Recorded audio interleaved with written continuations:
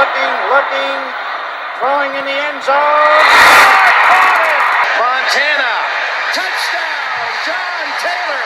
Young to the air, Young to Jerry Rice, touchdown San Francisco.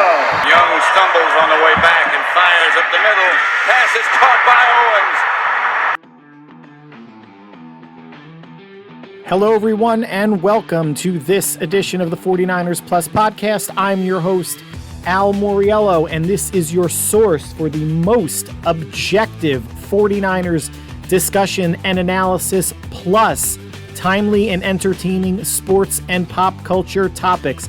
And in this week's episode, I'm going to be discussing the 49ers' impressive 30-7 victory in Week 1 at Pittsburgh. Very happy that I was wrong in my prediction. We're going to go over game stats, thoughts I have from the game, things that I think Kyle Shanahan needs to work on as a coach and a play caller.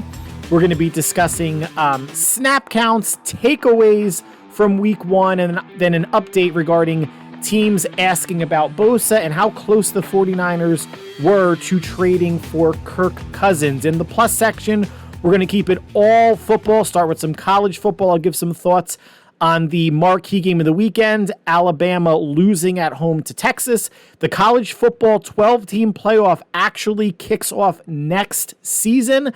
I have thoughts about that and some thoughts from some select Week 1 games. The 3 rookie QBs all debuted. They all lost. The Cincinnati Bengals got rolled by the Browns in Cleveland. A fun Miami Chargers shootout and impressive road wins by the Rams and the Dallas Cowboys. But like always, it starts with the 49ers, so let's get right into it. Let's talk Niners. And like I said at the open, I was happy that I was wrong picking Pittsburgh, to win that game 23-20. We're going to go over some of those key matchups that I mentioned in last week's podcast, how some of them actually did come to fruition in the 49ers' favor and in the Steelers' favor. But a 30-7 win Week 1 in a hostile environment, although the 49ers faithful, there was a good amount of red there, and there were Steeler fans on social media making the observation that they've never seen, the amount of fans of a road team in that building as they saw with 49er fans. And that just goes, that just speaks negatively about Steeler fans in a way, right? Like, tickets are available. StubHub, Ticketmaster, SeatGeek, RazorGator, you can buy them. You live in Pittsburgh, in the Pittsburgh area, or somewhere else, and you want to fly in for a game, they were available to you. It's not like the Niner fans got them at a discount. So anything like that is, I find comical. It just shows that the 49er fans either got the tickets sooner or Steeler fans weren't willing to go. But let's talk about some stats. And we're going to go overall yardage, 391 to 239 in favor of San Francisco. First downs as well, 22-15. Time of possession, 49ers with 15 more minutes, nearly, of time of possession, and turnovers, only 1 for the Niners, 2 for the Steelers. Passing, Brock Purdy, 19 of 29, 220 yards and 2 touchdowns. He was sacked 3 times. Kenny Pickett, 31 of 46, 232 yards, 1 touchdown, 2 interceptions, and sacked 5 times. Running, McCaffrey led the way, 22 for 152 yards and a touchdown. As a team, San Francisco, 34 for 188 and 1 score. Najee Harris led the ground attack for the Steelers, 6 for 31 yards. As a team, they only ran the ball 10 times for 41 yards. Receiving, Brandon Ayuk, 8 for 129 and 2 scores. Debo, 5 for 55. Kittle, 3 for 19. And McCaffrey, 3 for 17. For the Steelers, Allen Robinson, 5 for 64. Deontay Johnson, 3 for 48. Austin, 6 for 37. And George Pickens, 5 for 36 yards. Sacks for the Niners, Drake Jackson in his breakout game with 3. Javon Hargrave with 1, Kerry Hyder with 1. In Pittsburgh, it was the TJ Watt show all over Colton McKivitz. 3 sacks, 2 forced fumbles, 1 of which Watt recovered. Interceptions for the 49ers, Charvarius Ward, 1 in the first half, Talanoa Hufanga, 1 in the second half, and Jake Moody at kicker worried fans in the preseason and just worried coaches leading up to Week 1 to see if his quad strain was going to heal in time. all's good at least for 1 week, converted on all 3 extra points and all 3 of his field goals. And one other stat to note, and I think it's a big one if you're a 49er fan and a Brock Purdy fan, Brock became the first quarterback in NFL history to throw at least 2 touchdowns in each of his first 6 regular season starts, and also to have a 95 or higher QB rating. That's actually a separate stat. It's not like a combined stat that he was the first to do. First to have at least 2 touchdowns, and also first to have a 95 plus rating in his first 6 starts. So I know that was a big question mark for enough people. How is Brock Purdy going to play year 2? How is he going to play coming off of the torn UCL? And it's interesting to think in a way, and if he wasn't injured, I'm sure the narrative would have been a little bit different. And after the game, Nick Bosa said something to the effect of, it's great that Brock shut up some of his doubters, week 1. And, he did say it was because of coming off of injury, and Bosa has experience with that, 2020 tearing his ACL. Not that he had to reprove himself, but what kind of player was he going to be as a pass rusher with, his knee surgically repaired, his second knee surgically repaired. He had 15.5 sacks in 2021, 18.5 sacks last year, becoming Defensive Player of the Year. So there is that doubt about, there aren't many quarterbacks that have come back and played with the UCL procedure. Purdy was very sharp, efficient, timely with his passes. They didn't I don't think they threw deep really once downfield all game, but he was on target, a quick facilitator, processes things quickly, got the ball out of his hands. Ayuk had a huge game. And for week 1, at least, on the road against a good defense, it looked good. And meanwhile, on the other side, you have Kenny Pickett, who's a second-year player as well. First-round pick. Brock Purdy's a 7th-round pick. They're separated by over 200 other picks during that draft. And, maybe I guess I did overestimate the Steelers quite a bit, thinking they were going to win the game by 3 and score more than 7 points. But, looking back on Pickett's first year, yes, went 6-1 down the stretch of the last 7 games that he started. Overall, though, 7 touchdowns and 9 interceptions. He wasn't lighting the scoreboard up, but he was doing enough that once they got the offense in a little bit better of a spot from a play calling perspective, getting TJ Watt back from injury, they played much better in the second half. But it wasn't like Kenny Pickett was the catalyst for that. And there's too many 49er fans on Twitter saying, and one moron in particular, Purdy was carried again against the Steelers by McCaffrey, just like he was for all of his starts last year. 49er Star Wars fans are still worse. But guys, if this applies to anybody out there that is still a Lance homer, it's okay to doubt Brock. The sample size still is only 9 games. You don't count the 10th. I believe it was the 10th because he got hurt against the Eagles. But it's all looked good. Is he going to go undefeated every game that he starts? No. And I picked the Niners to be an 11-6 team. I'm still going to stand by that. I'm not going to say, oh my God, and overreact. Oh, they blew out the Steelers 30-7. They're going to go 15-2. It's 1 week. And I'm going to get into that at the tail end section, at least of the 49er section of this podcast. But he has proven more than Kenny Pickett. And Kenny Pickett's also a second-year quarterback. He's proven more than a lot of rookie quarterbacks in previous years that played more than he did. It's not always going to look good. It didn't look good against the Cowboys in the playoffs last year. They found a way to win.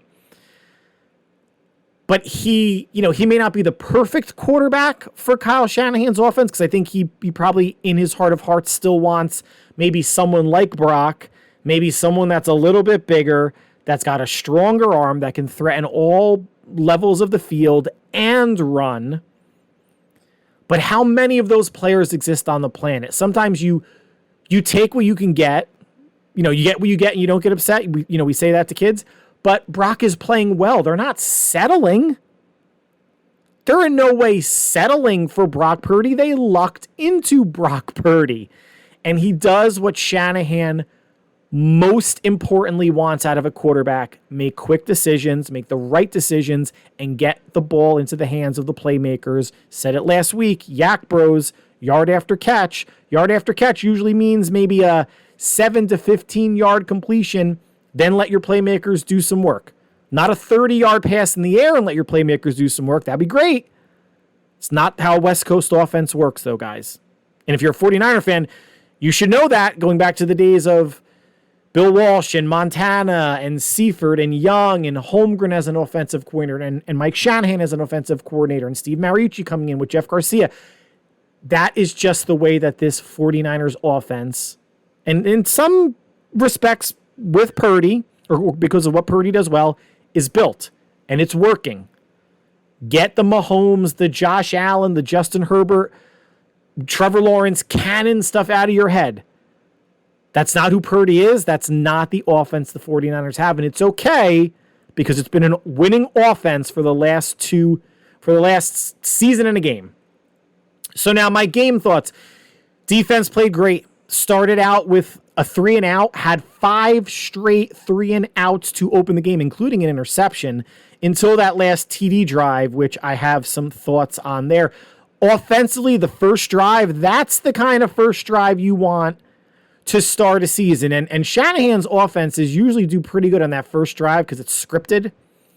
And then things kind of slow down as you get into the second quarter and third quarter. But that wasn't the case week 1. So first drive, 7 plays, 54 yards. Culminated in there was an 11-yard touchdown pass to Kittle on 4th and 1 from the Pitt 45. Wasn't a fan that they lined up in shotgun there.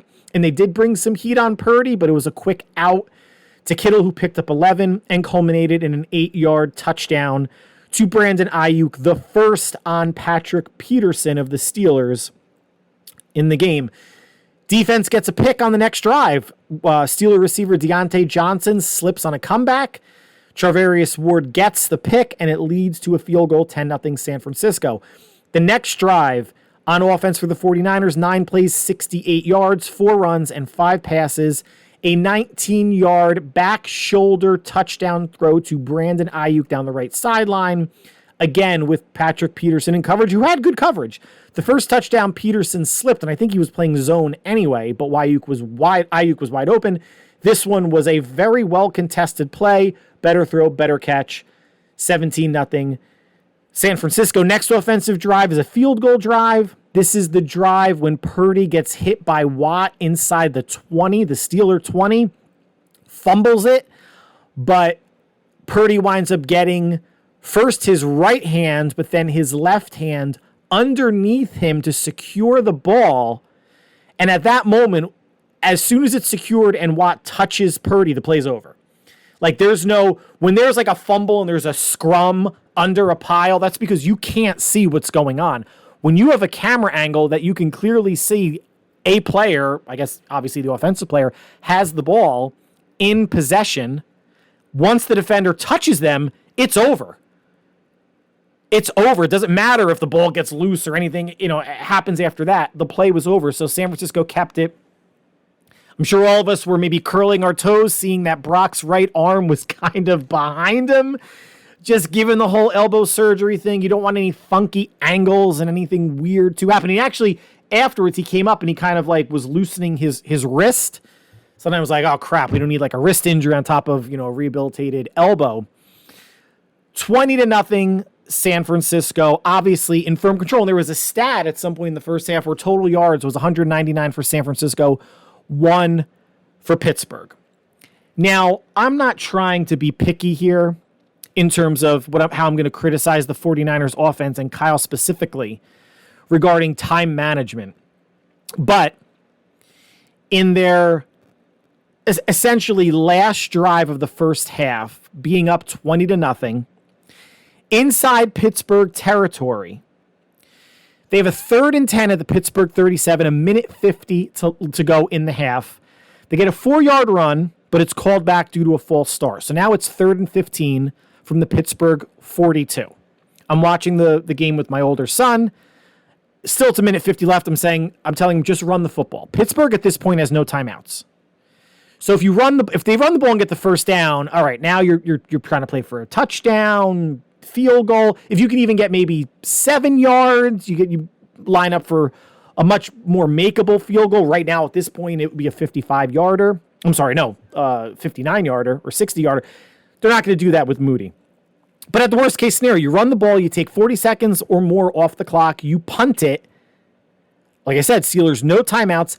Kick it inside even if it's inside the 20, the 15, the 10, wherever Wishnowski lands it. Pittsburgh would get the ball back with less than a minute to go with no timeouts. They might sit on it. They may see what their first play does and then try to get into field goal range. Instead, Brock throws an incompletion. They punt the ball inside to the 5.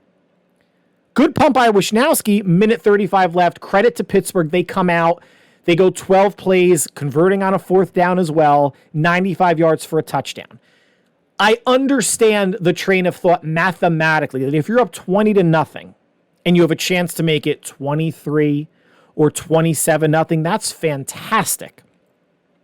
But I do not want to sacrifice an almost guaranteed 20-0 at the half for putting the ball in the air, stopping the clock, and giving the Steelers what's essentially like 2 more plays because it winds up being 40 more seconds. 20-0's a 3-score game. I'm not good at math, but I can quickly do that. It's 20-7 now at the half. It's a 2-score game. Now Pittsburgh has some momentum. I've said before, if you're listening to the podcast, there's a difference between aggressive and reckless. To me, this was reckless. If you want to say, Al, you're being conservative, fine, but you're up 20-0.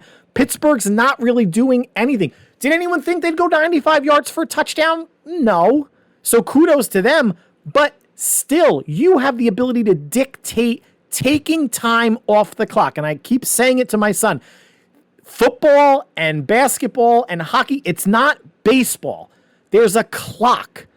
Baseball is outs, right? Obviously, you can get a 15 hits in a row with 2 outs and keep scoring runs. Doesn't matter because there's no clock. The one thing in a time sport you can't get back is time. And I would have rather been 20-0 or Pittsburgh wouldn't have scored a touchdown. Getting the ball back with 55 seconds to go. They would have been working to get into field goal range at best. 20-3 I would have been fine with because it's still a 3-score game. To me, maybe I'm conservative. I thought that was not aggressive. It was reckless when you had a stranglehold on the game at 20-0. And yeah, great punt down to the 5, but you gave Pittsburgh more time than they ever should have been allotted. And this isn't the first time Shanahan has done that. Falcons Super Bowl, right? They were up 5 or 3, whatever it was, however much it was. I can't remember this, but they were up on the Patriots in field goal range after Julio Jones makes a spectacular catch down the sideline, or they're up 7, I guess. Gets called for a holding, throws 2 passes out of field goal range. They punt. Patriots score overtime. They win the Super Bowl. The Chiefs Super Bowl as head coach of the 49ers, going away from the run in the second half, not running the ball on the last 4 pass plays when they were near midfield with a little over 2 minutes to go. They needed a touchdown and to kill clock to make sure that the Chiefs don't get it back and do anything crazy with it. But instead, pass, pass, pass, pass. Why? You're a running team, Kyle. You're a running team. And the NFC Championship game last year against the Eagles. Again, once Purdy got hurt and Josh Johnson came in, they weren't going to win this game. But when you're down 14-0 and you're down to your 4th string quarterback, and you have the ability to get out of Dodge, get into halftime, regroup, only down 7, you do that. Instead, shotgun snap, Josh Johnson fumbles, Eagles get it up 21-7 at the half. The game is essentially over. Kneel. I think the Eagles might have had 2 timeouts. Force them to use the timeouts and then punt. Play field position, play smart, but you don't get aggressive with Josh Johnson at Philly in the NFC Championship game.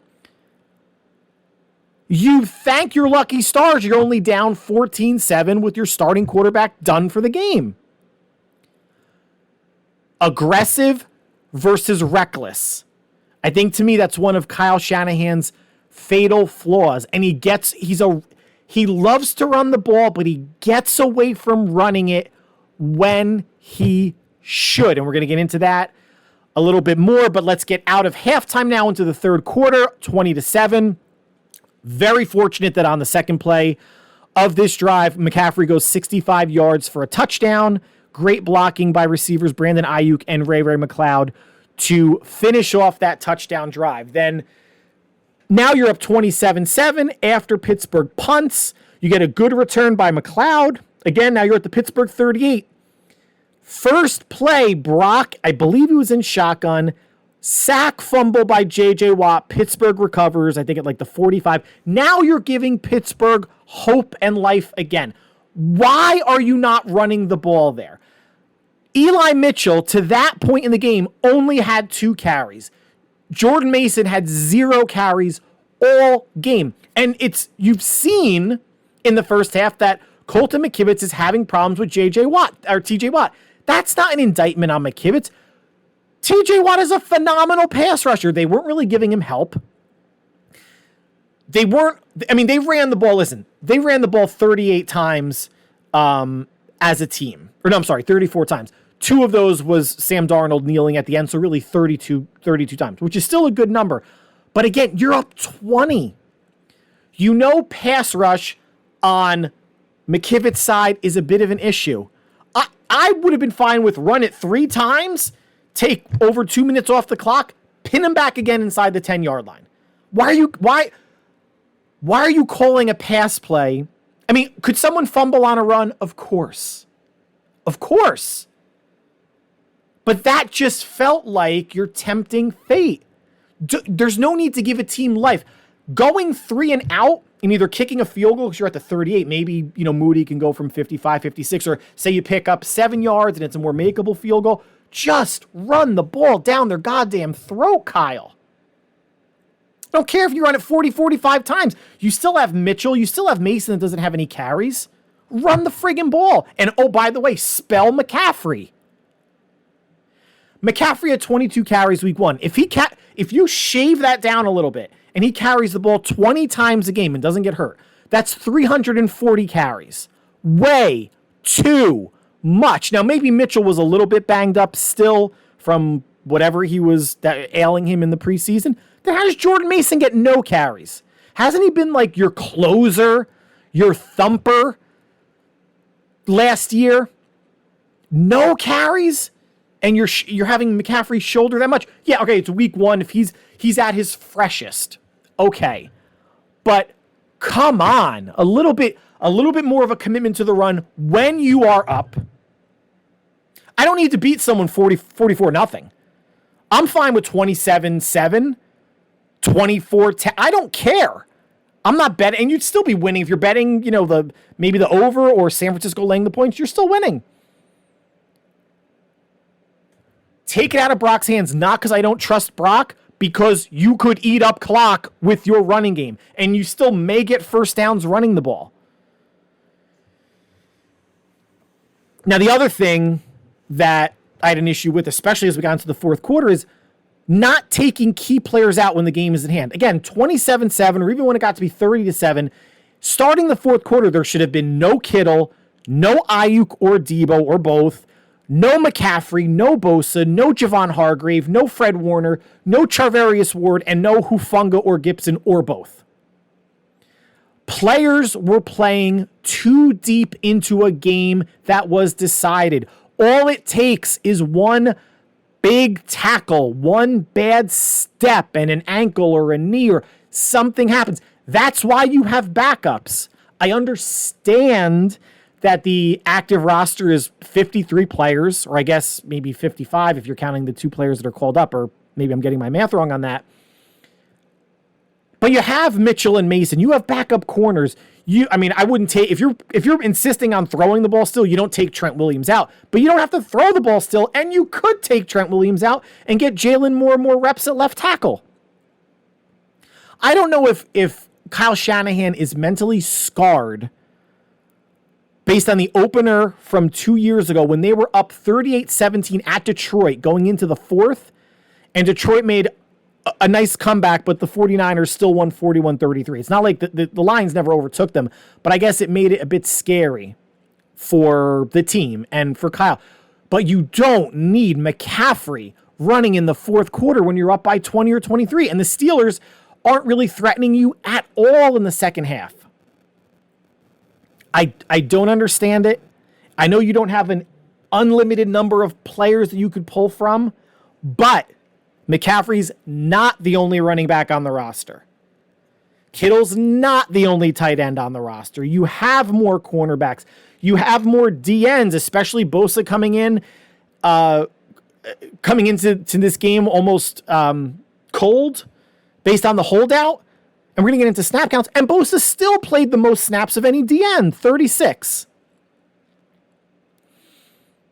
Now, other snap counts of note at linebacker, Oren Burks had 12 as, he's linebacker 3. There was some question. He aggravated his knee, but he was obviously healthy enough to play and played more snaps at the third linebacker spot over Demetrius Flanagan-Fowles. Nickel corner. Interesting to see what the snap counts. Isaiah Oliver, 47. Ambry Thomas at 41. Maybe I wasn't paying attention to the initial starting lineup who started opposite Charvarius Ward, but Thomas got a good number of snaps. Oliver did as well, and I'm assuming Diamador Lenore as well. He was out there quite a bit, obviously, and making a stupid play on Najee Harris, hitting him out of bounds. And Christian McCaffrey, of the 68 offensive snaps, he played 58. Eli Mitchell played the other 10. Way too high. There were points last season where, not that they were going alternating drives, but if McCaffrey played most of the first quarter, Mitchell played most of the second quarter. I would have to assume that Mitchell wasn't 100%, but again, you still have Jordan Mason, and I think Shanahan trusts him, or at least to a certain degree, that you could put him in there to grind out some dirty yards, to milk the clock. McCaffrey needs to sit at least another 10 snaps. He should be playing between 40 and 50 snaps of a 65 to 70 snap game. Now, before the game, or actually, a couple of days before the game, when the 49ers re-signed Nick Bosa, I mentioned to you guys last podcast that they have to release somebody, and I thought maybe a linebacker because they were carrying 6. That seemed pretty heavy. Maybe Nick Zakiel, since he's going to be the offensive line inactive, and I don't think this late going into week 1, anyone was going to pick him up onto their active roster. But instead, they released Austin Bryant, defensive end. Now, it was just a curious decision because they only have 4, with Austin Bryant's release, they only have 4 DNs on the roster. I can't even say pure. So Bosa, Jackson, Cleveland Ferrell, and Kerry Hyder, but he's 32 and he also plays inside. He did have a sack against Pittsburgh. I would have liked to have Bryant on the team, have 5 DNs, 5 D tackles, 10-man D-line. They didn't do that. Bryant clears waivers, makes it to the practice squad, or maybe he didn't actually have to clear waivers because of how long he's been in the league. But either way, he was on the practice squad, but instead of keeping him on the active roster, they put him on the practice squad and elevated him for the week 1 game. And the other elevation was Curtis Robinson, who's a linebacker, even though you have 6 linebackers on your active roster. That did not make sense to me at all. Yeah, all right, Curtis Robinson for special teams. But both rookie linebackers, D. Winters and Jalen Graham, healthy inactives. And now you can only call up Austin Bryant or Curtis Robinson one more time before you have to make the decision, are they going to stay on the practice squad the rest of the season? And then when you need them for game number 3, you have to promote them to the active roster. It just did not make sense to me that Bryant got released and Bryant and Robinson were the elevations. Weird. Now, week 1, what does this mean? It means they won the first game, guys. Let's not go nuts. Let's not go nuts. It's a good road win against a team that maybe isn't as good as people thought coming into the season. Or it's just a slow start, and defenses are usually ahead of offenses. The Niners defense looked good and really just overmatched Pittsburgh for the vast majority of the game, even though the Steelers looked really good in the preseason, for whatever that's worth. Not a lot week 1. But remember Buffalo at the Rams Monday night or Thursday night last year, where Buffalo dominated the Rams. The Rams were Super Bowl champions. Everybody's crowned. Even after the Thursday game, before anybody else played, people were crowning the Bills like, oh, they're going to the Super Bowl. And what happened? Lost in the divisional round at home to the Bengals. Week 1. Be happy. Week 1 win is better than a week 1 loss. But let's not go too nuts. And I'm going to have more to say about that in the plus section. Next week, their first divisional game at the Rams, who also won on the road at Seattle in impressive fashion. But the biggest takeaways for me is Purdy's elbow looks pretty good. The decision-making is there against a good defense. So he's playing well to start. The O-line generally played well. It was just McKivitz, but he went up against TJ Watt. That is the most difficult matchup he's going to have all year. And we'll see what the Rams do because they move Aaron Donald around the line. Maybe they're going to put him over Colton McKivitz for a good amount of the game. I would until McKivitz shows that he can. And listen, 3 sacks out of 68 snaps. I mean, and there were some pressures as well. I know it looks bad. There's no way to sugarcoat it. He's going to have better games. He's going to have better games. And on the defensive side of the ball, the secondary combination, however it worked out, the number of snaps for Thomas and Oliver I discussed in the 40s each. Defensive coordinator Steve Wilks had a nice debut. Steelers only ran for 41 yards. I mean, it was only 10 rushes also, so they did average 4 yards a rush. They got completely away from the run, I think, too early. Down 7-0, down 10-0. And then once Deontay Johnson got hurt, went out with a hamstring injury, I think second or third quarter, I know they had to throw the ball to come back, but you can't really go away from your identity, even if the Niners are bottling up the run. The volume of carries, the frequency, in theory, could wear down a defense, or all you need to do is break one, right? Like McCaffrey broke one for 65 yards. The Steelers line and Najee Harris or Jalen Warren, they have that in them. But there was no commitment to the run. There was a commitment to Kenny Pickett, who did not look comfortable. Great completion percentage, 31 of 46. And, a lot of his yards were the last drive of the first half and garbage time in the second half. And he was sacked 5 times and threw 2 picks. But, maybe Kenny Pickett is not quite there yet. And then you lose your number 1 receiver. That doesn't help as well. They did not commit to the run, but any which way you slice it, the 49ers defense, 5 sacks on the D-line, 2 picks from the secondary, great pursuit by Warner and Greenlaw at the linebacker level, cleaning up anything that got through that initial line. All around, a really impressive win. One game.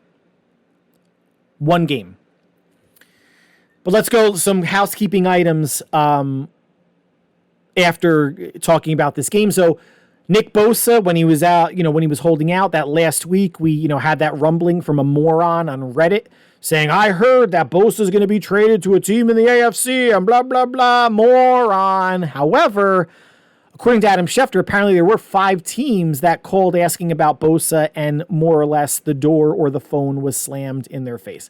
He was never going anywhere.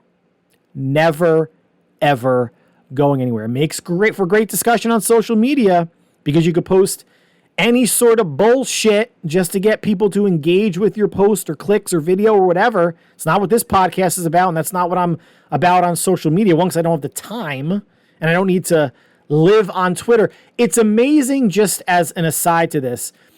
During the game, I infrequently and randomly would check on Twitter just to see what people are saying, and on Reddit, like the game day thread for the Niners game.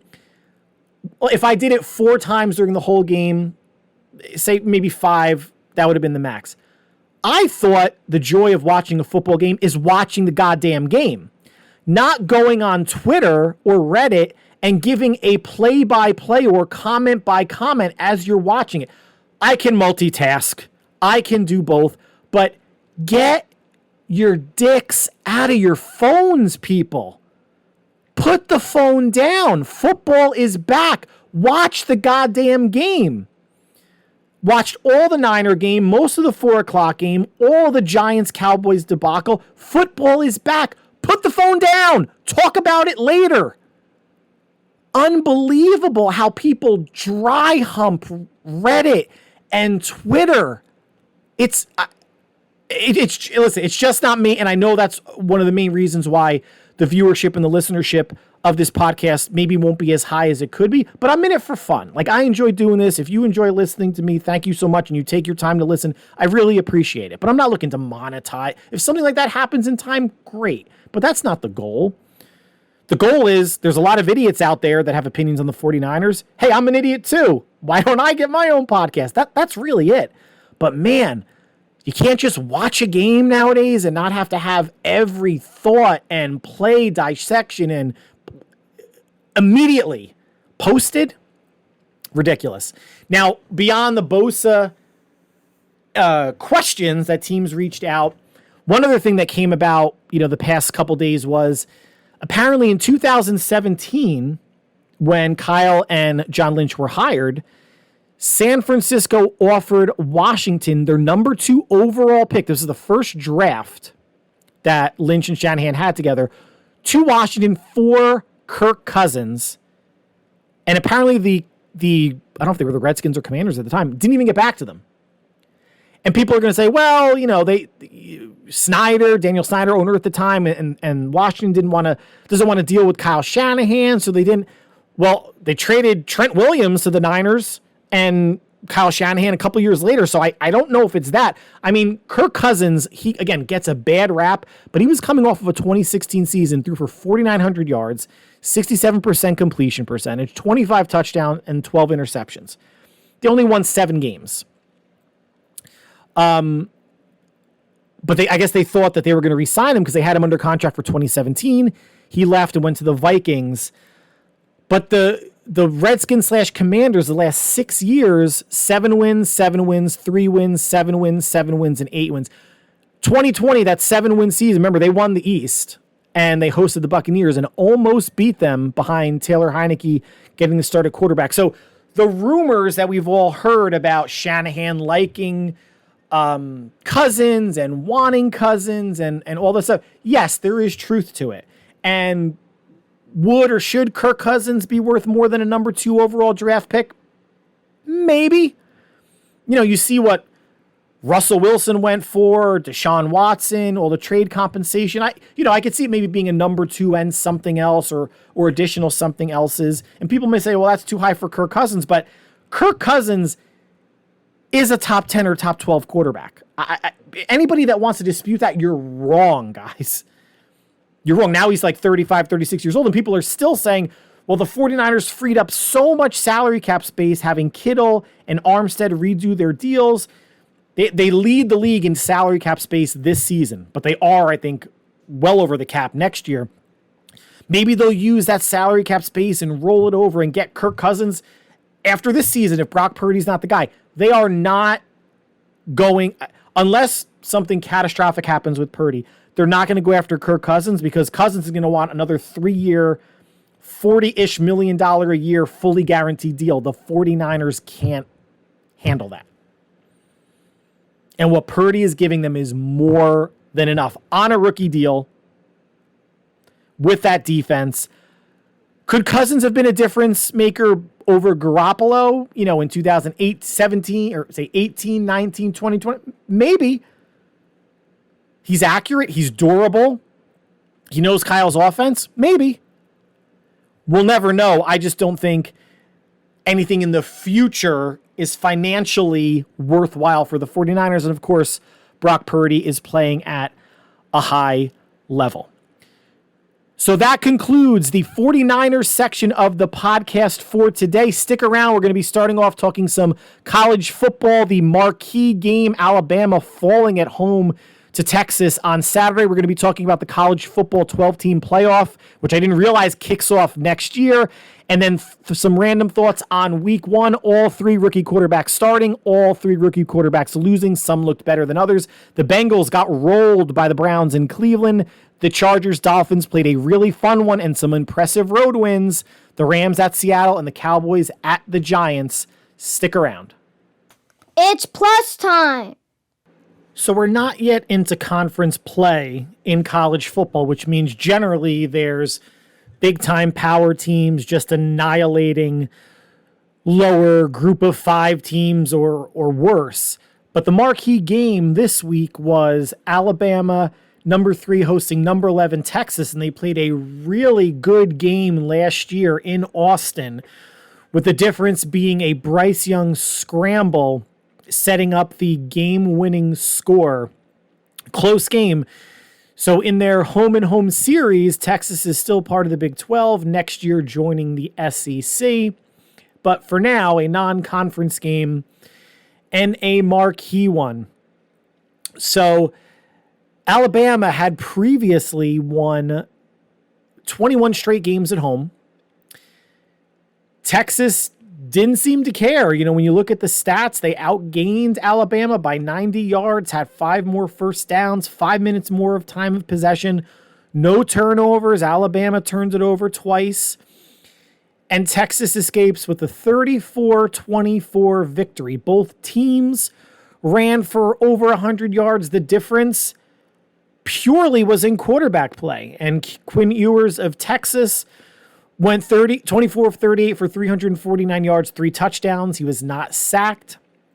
Jalen Milroe of Alabama, 14 of 27, 255 yards, 2 touchdowns, 2 interceptions, 15 rushes for 44 yards, and 5 sacks. Now, all quarterbacks on Alabama's roster are young. Of the 6 or 7 quarterbacks they have, all are freshmen or sophomore. Jalen Milroe won the competition in the spring. He didn't have a terrible game, but you can tell, given his youth and inexperience, he is a one read and run type of quarterback. Shade over 50%. The timing passes weren't there for anything short or intermediate. The broadcasters did make a point of saying he throws a really nice deep ball, and that's what got Alabama back into the game and actually took the lead for a time. The first half was boring. The third and especially fourth quarter, they were just trading punches and scores back and forth. And ultimately, Texas winds up holding on. And a big win for Texas, a big win for head coach Steve Sarkisian, another one of Nick Saban's disciples who worked with him at Alabama. And a big win for the Texas program because Texas had been down on its luck for quite a while. It is one of the brands in college football. Hadn't had a big win like this over a top 3 AP ranked team in a long time. So Texas is, the arrow's pointing up, right? Now, where do we go if we're Alabama? Now, they're at South Florida next, which you should imagine they're probably going to annihilate South Florida.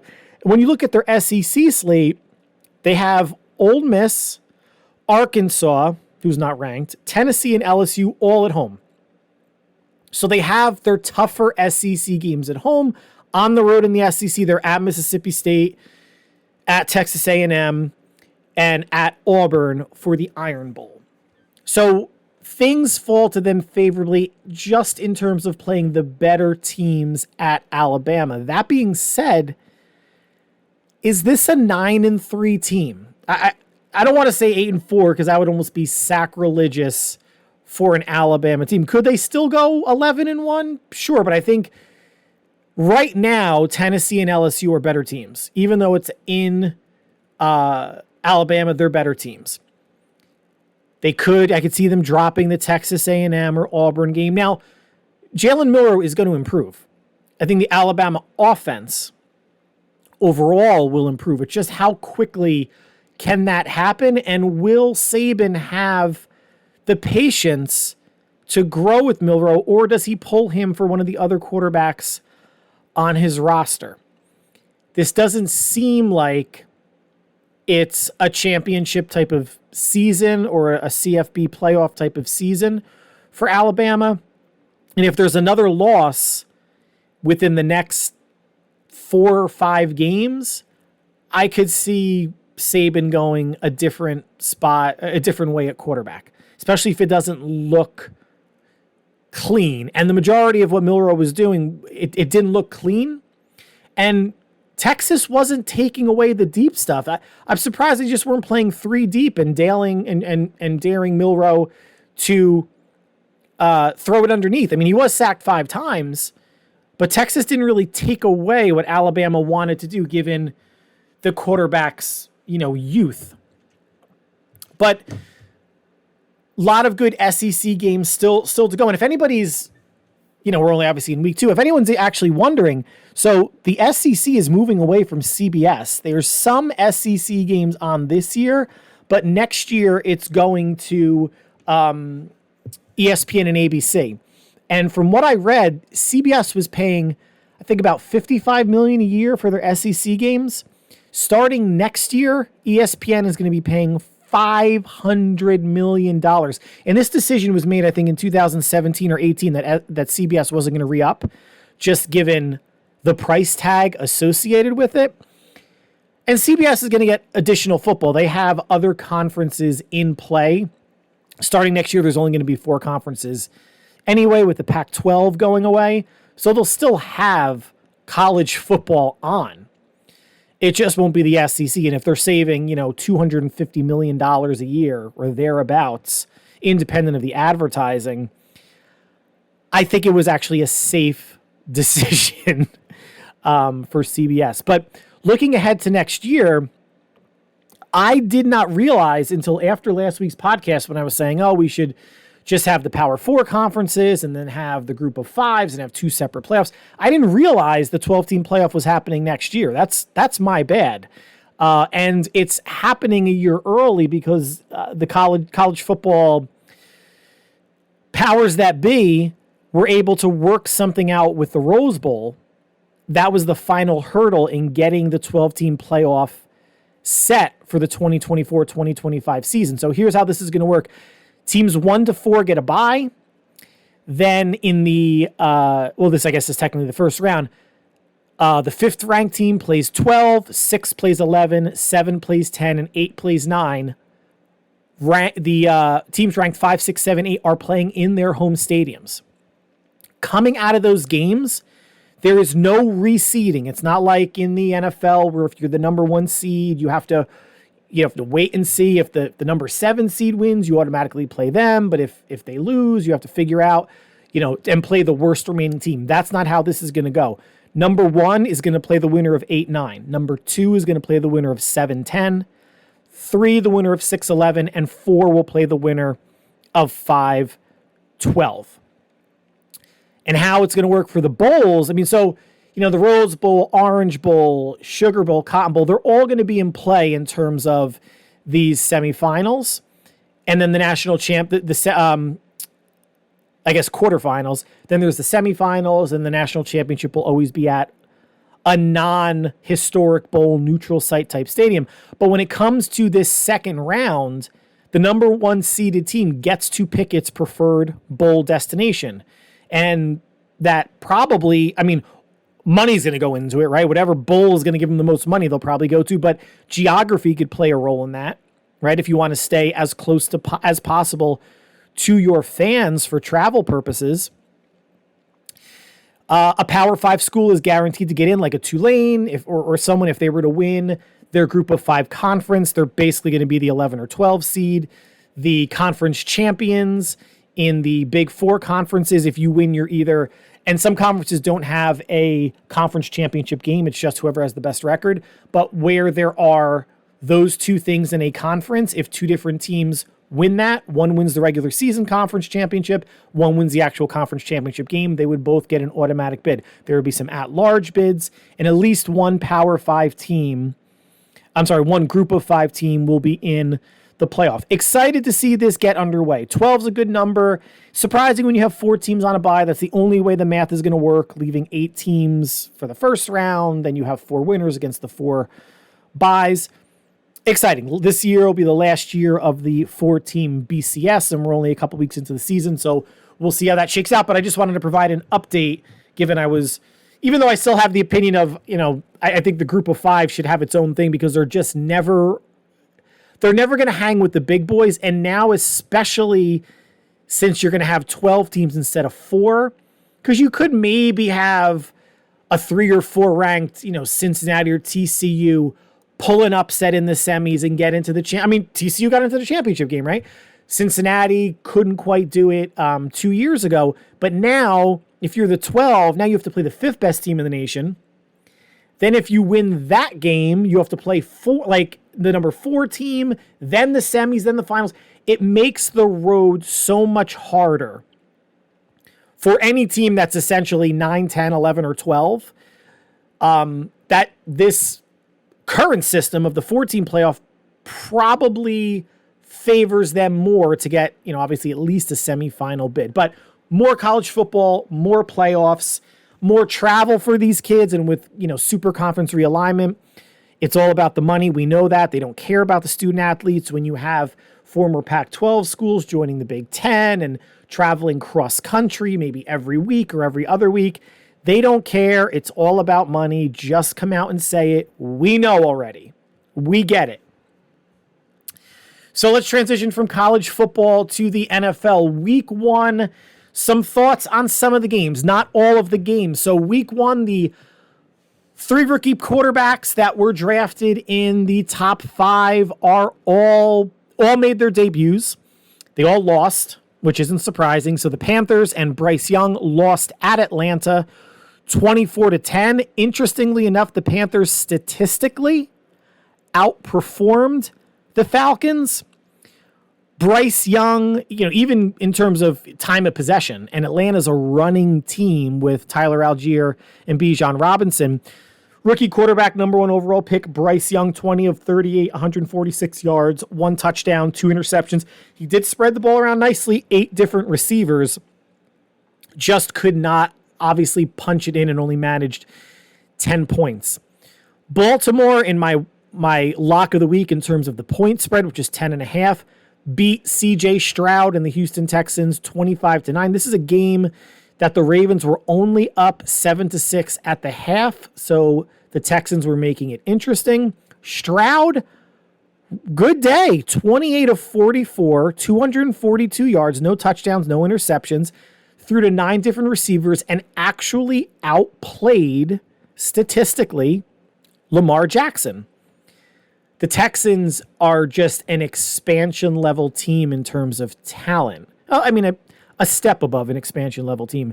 And to go to Baltimore, week 1, tall task. 16-point loss isn't terrible. I thought they acquitted themselves relatively well, but Baltimore still did cover. And the Indianapolis Colts at home fell to the Jaguars 31-21. The Colts were feisty. They were in this or leading through the third quarter, and Anthony Richardson, at least for 1 week, made me eat crow. His stat line, 24 of 37, 223 yards, 1 touchdown, 1 pick. He ran the ball 10 times for 40 yards and 1 touchdown. 8 different receivers caught a pass from Anthony Richardson. I thought, given how green and raw he was, that I was going to see a stat line something along the lines of like 13 of 32.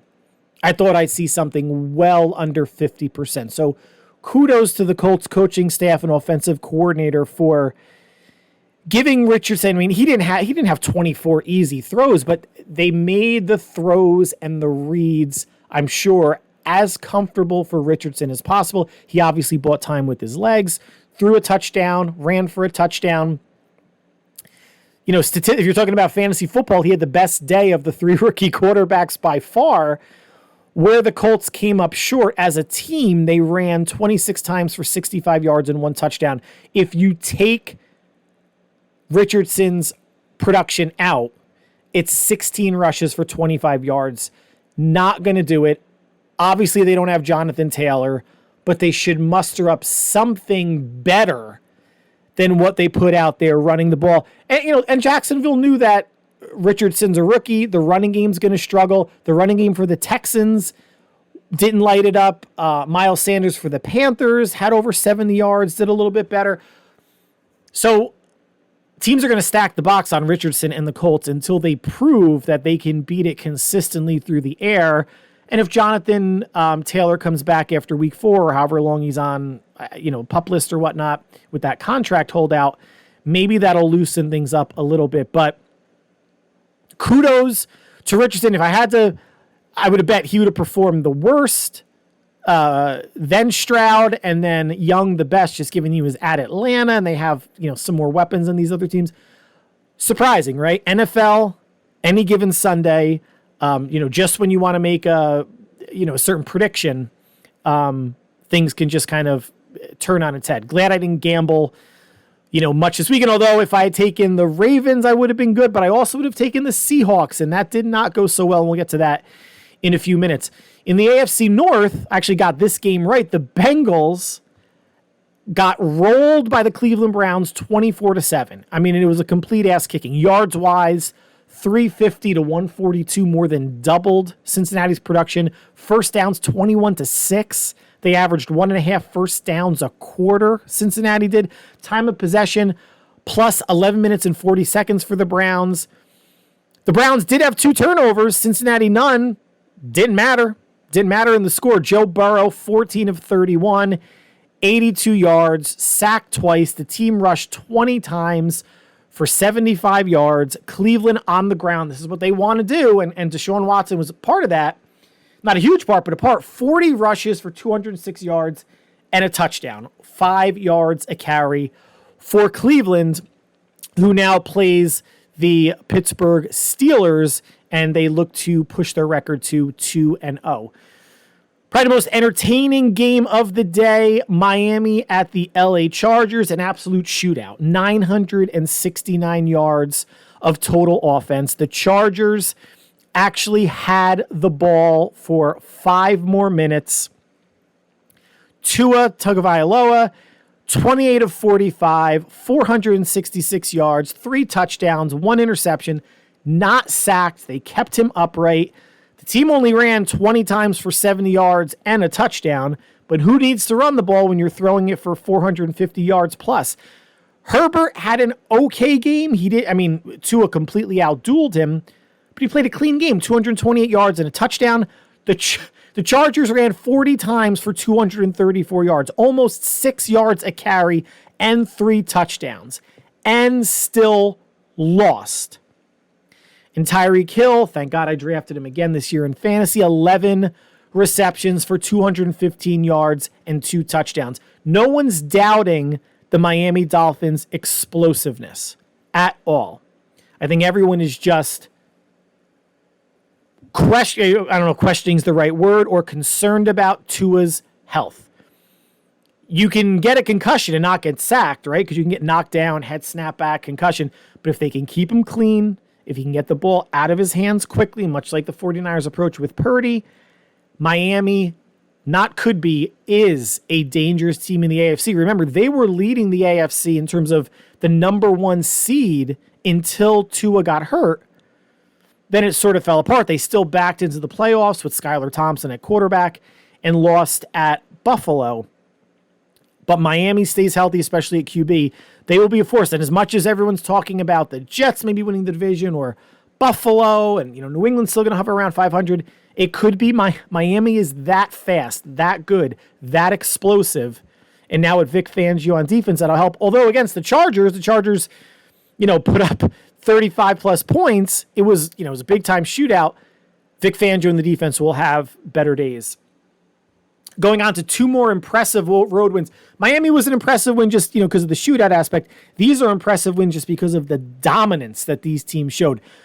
What many of us thought, and I'm sure a lot of people picked in a survivor pool, the Seahawks at home to handle the Rams without Cooper Kupp, who's on PUP for at least 4 weeks with a hamstring injury, without Jalen Ramsey, without Bobby Wagner, who's now with the Seahawks again. Seattle got manhandled. Yards-wise, 426 to 180 for the Rams. First downs more than doubled, 27 to 13. The Rams had a 19-minute advantage in time of possession. They did all this without Matt Stafford throwing a touchdown. He went 24 of 38, 334 yards. Geno Smith for the Seahawks, 16 of 26, 112 yards and 1 touchdown. He did take 2 sacks. I did start him in one of my fantasy teams, and believe it or not, that was the better decision over Dak Prescott from a point standpoint. And no one ran the ball really well. The Rams ran it 40 times for 92 yards, but 3 touchdowns. Little over 2 yards to carry, but the commitment to the run. It didn't necessarily wear Seattle down because they didn't really break anything, but Seattle had to respect the run. Knowing that, Cooper Kupp wasn't there, they probably figured, all right, they're gonna run the ball more with Cam Akers and any other running backs. They did, but Stafford still threw for over 330. And Seattle with Kenneth Walker and company, 18 rushes for 85 yards. No team had a turnover. And the second half, when the Seahawks were up 13-7 at the half, they come out and the Rams put the clamps down, outscored the Seahawks 23-0, and limited Seattle to 12 total yards and 1 first down in the second half. This was an ass whipping. The Rams have won the majority of games over Seattle the past 10. Nobody saw this coming. If the Rams had squeaked out, 2017, 24-21, maybe a late turnover or something, you'd still say, wow, what an upset. And Seattle maybe not, still a good team, and just, the ball didn't bounce their way. This, again, they got manhandled at home by an undermanned and significantly less talented Los Angeles Rams team. Something to keep an eye on next week when the Rams host the 49ers. I know it's week 2, but the winner will be in first place in the NFC West, and I will talk more about that later on in the week. And last but not least, the Cowboys absolutely shellacked the Giants 40-0.